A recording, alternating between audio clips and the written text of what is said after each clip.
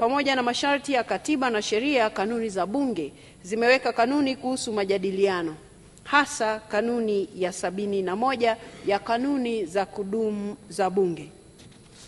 Waheshimiwa wabunge, wakati wa mjadala uliofanyika tarehe 26 na tarehe 27 Mei 2025 kuhusu hoja ya bajeti ya Wizara ya Mambo ya Ndani ya Nchi pamoja na mjadala wa hoja ya bajeti ya Wizara ya Maendeleo ya Jamii, Jinsia, Wanawake na Makundi Maalum, baadhi ya michango iliyotolewa iliashiria kukiuka masharti ya kanuni ya 71 ya kanuni zetu za Bunge.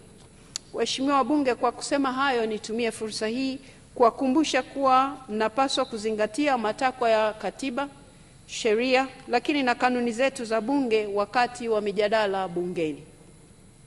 Hivyo ni muhimu michango yetu wakati wote kuepuka kauli zile zinazokwenda kinyume na katiba, sheria na kanuni tulizojiwekea sisi wenyewe.